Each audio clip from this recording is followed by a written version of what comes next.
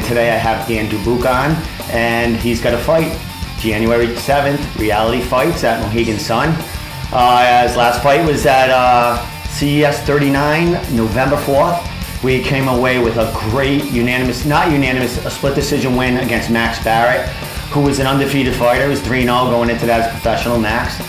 And Dan basically kind of picked Max apart a little bit. He used his Muay Thai, and he didn't let Max take control on the ground. Dan got up quick. Got to a neutral position and started back on his feet. And so we're going to talk to Dan about, since then. So it's been about a month and a half, and he's got a fight coming up. So Dan, what's going on, brother? Nice to see you again, man. Great fight. So let's talk about that. But he's good. He's tough, and I was just I had Muay Thai experience. I had a bunch of Muay Thai amateur fights.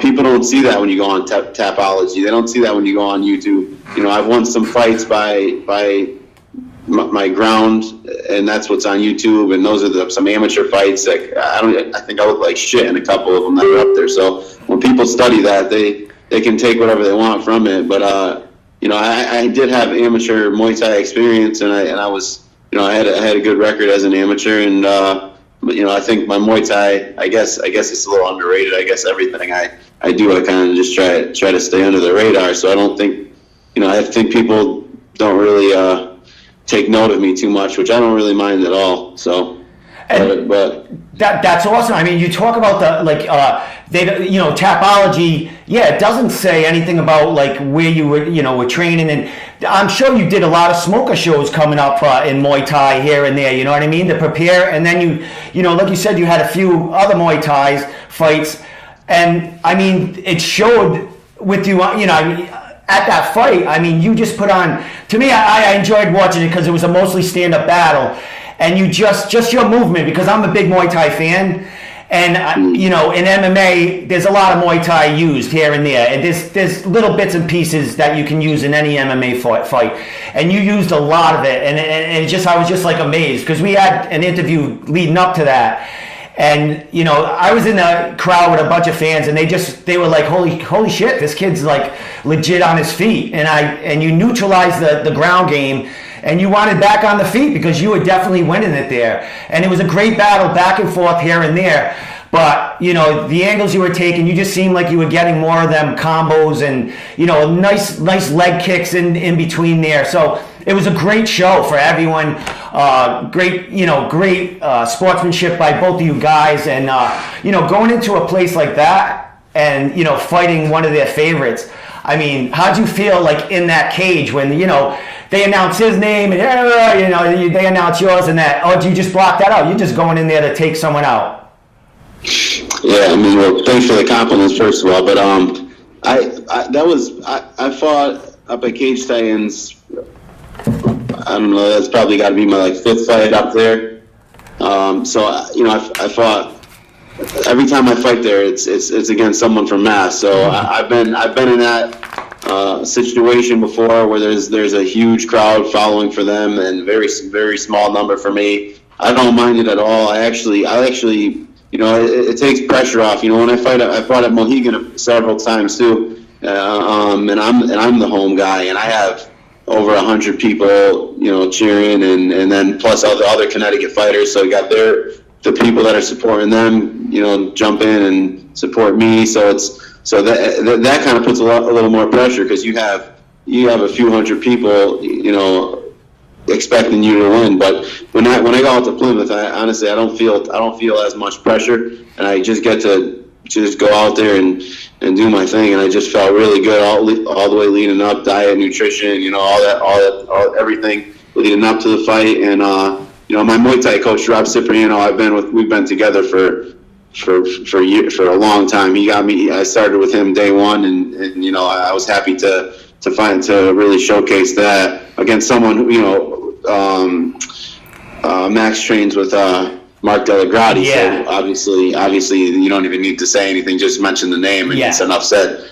So for my coach, I was happy to have showcased all the hard work that he's put in to me over the years, So, but but the situation going out to Plymouth, it's just I kind of like being the underdog, like going into pressure, situations where there's a lot big support for them. I feel like there's not a lot of pressure, and I could just go out and be free and really, just move without, a lot of worries. That's I didn't even that's a great way to look at it. I didn't even you go in there, you're right, you don't have really that much pressure, and if you win that fight, it's like the magnified for you, because you know what I mean. It's like not only do you win the fight, you took out a home favorite. So yeah, that's awesome. That's a great way to look at it. So as far as, all right, so now you're going to Mohegan Sun again on January 7th, fighting for your fans. So I guess the butterflies are starting to build up a little bit. You want to talk a little bit about your opponent leading up to this fight? How, are you studying him? You know anything about him? Or you just... So Dan, now... we're fighting at Reality Fights January 7th. Now we're going to Mohegan Sun, which is your neck of the woods, which you talked about. So how do you feel about that?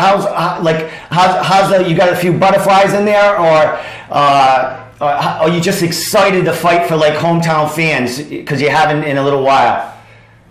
Yeah, it's always exciting to fight in Mohegan. That's kind of my favorite spot. I've been very successful there in the past as an amateur in a couple pro fights, and the support is always overwhelming. I just get a lot of people to show up. Like I said, we got a bunch of guys from Connecticut fighting there. So the people that are coming support them, jump on and support me as well. And it's just a nice atmosphere, and that's my favorite cage that I've ever fought in. It's a very big cage. And I feel like it's good for my game. I'm able to really feel comfortable in there with my movement and footwork and everything. And I just the casino is just a good time. So yeah, I love it there. It's a good. I mean, Plymouth is one thing. You're just set for a fight, but the casino, that's a whole night. That's a whole event basically for everyone. So it's not only coming to see you fight. It's just a great event all around to fight out of a place like that. Now, as far as you fighting, do you know what slot you're fighting on, where you're going to be on the card, at what time, so you can let everyone know exactly when you're going on? No, they haven't put that out yet. I probably won't find out till fight week. I just know my opponent, and that's about it. So okay, now your opponent, who are you fighting? I'm fighting Tim Doolin. He fights out of Jersey. Oh, okay, cool. Okay, cool. So, do you know anything about him, or this is just you're training your own way, and just stick to your game, and whoever comes in there, you're taking them out no matter what? Yeah, I know a little bit about him. I'm not, I would never say it's just me, and I'm going to take him out no matter what. That's not really something, that I get involved with. I mean, I can't even really say that. Just decision people. So it's not, I'm gonna, go in there and just fight fight my game how I usually fight. But yeah, I've seen a couple of his fights, and he's a good fighter. He's well rounded. So, I think it's gonna be good wherever it goes. And I'm sure he's training hard too for it. So yeah, it's a big card. I mean, it's a big card. People are excited about it because it's actually the first big card in 2017 around the New England area. So it's getting a lot of play, and I can't wait to see that. Now, Dan, you're 4-1. God, you're up there. The featherweight division, 145 pounds. You're got 2 wins in a row, and your last win was against a very highly ranked fighter out of New England. So I wish you well. I'm going to be there. I'll be, chatting it up, and I'll be rooting for you because we're on Facebook and we joke around a lot and shit like that. You're a hell of a guy, and we laugh all the time. And I like fighters like that just they're humble. And they joke around, and they can make jokes on themselves, you know what I mean, thick skin. Yeah. So it's great. That's why I love talking to fighters like you, and I can't wait to see. I can't wait to see you at the fight, and maybe hang out afterwards because it's going to be a huge event. So maybe we can get a beer or two in you, that you missed over the holidays. So I'll have a beer or 20 in me, but yeah, we'll have one together. All right, brother. I'll get the first couple. All right, how's that sound? All right, deal. All right. Any shout outs? Any family members, friends, training partners? Anyone you want to say hi to? Thank you coming up or whatever.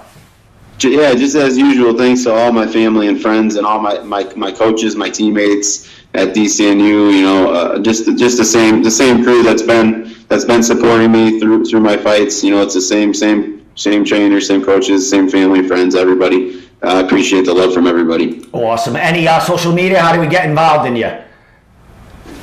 What's that? The social media? I just have Facebook still, man. I'm sorry. All right. I got Snapchat too. Don't worry. I do pretty well on Snapchat, but other than Snapchat's not bad, but that, you know what I mean?